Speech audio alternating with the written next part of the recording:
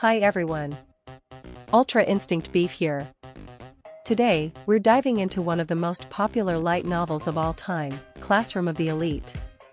Since its release, it's climbed the ranks to become a fan favorite around the world, even earning a spot in the This Light Novel is Amazing Hall of Fame back in 2023. But as beloved as it is, the series has also sparked quite a few debates and controversies. And as someone who's followed the story for years, I've seen the highs, the lows, and the downright confusing. So today, we're going to break down the 4 biggest controversies in the history of Classroom of the Elite. Controversy number 1, the intellectual battles that fell flat. Let's start at the beginning. Back in volumes 1 and 2, also covered in season 1 of the anime, one of the first criticisms that popped up was about the so-called intellectual battles. The story promised mind games and strategic showdowns, something you'd expect from a title like Classroom of the Elite. But what we actually got were tactics like asking seniors for test info and setting up fake surveillance.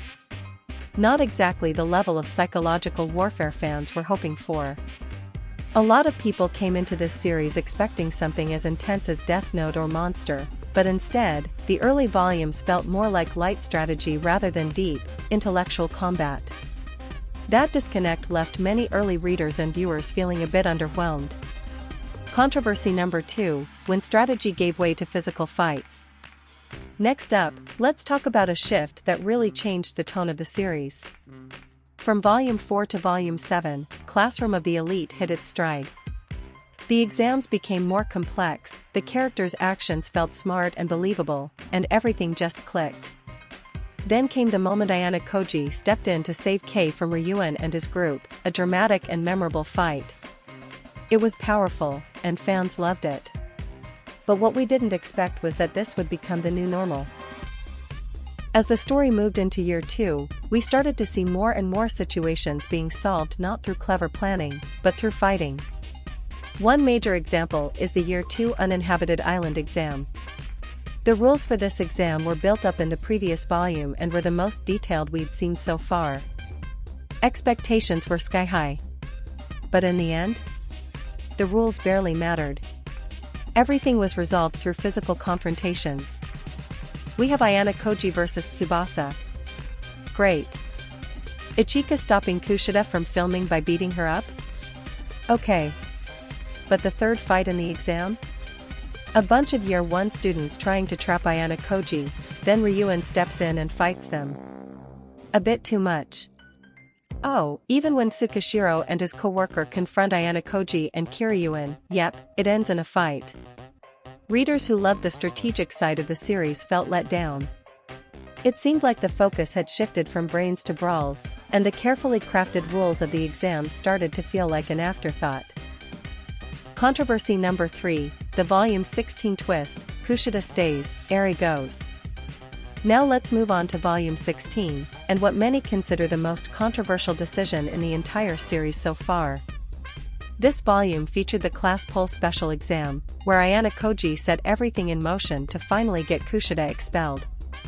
It looked like the moment fans had been waiting for. Kushida was caught, cornered, and furious. But just when it seemed like she was about to be removed from the class, Horikita stepped in and saved her. And surprisingly, Ayano Koji went along with it, turning the vote against Eri instead. For many readers, this came out of nowhere. Eri, who had been a loyal member of the class, was suddenly gone, while Kushida, a traitor and arguably the bigger threat, was allowed to stay. Now, looking back, Kushida did become more useful to the class later on. But at the time, the decision felt like a betrayal of everything the story had been building toward. It sparked massive discussions among fans and left many feeling frustrated and confused. Controversy number 4, Sakayanagi's expulsion in the final exam.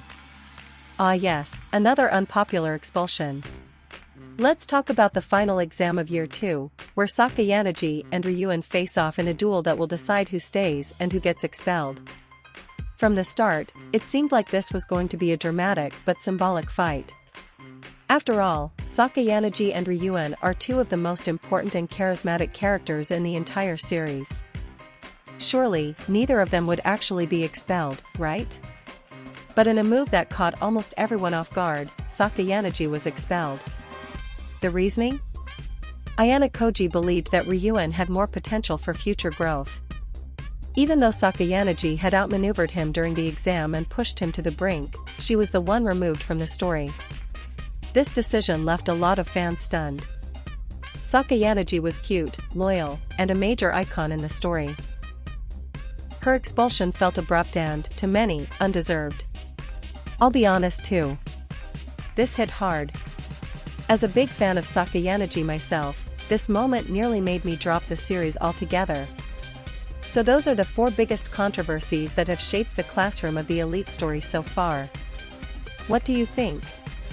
Were these decisions justified, or did they feel like missteps? Let me know your thoughts down in the comments. If you enjoyed this breakdown, don't forget to like, subscribe, and hit that notification bell. This is Ultra Instinct Beef. I'll see you in the next one. Take care.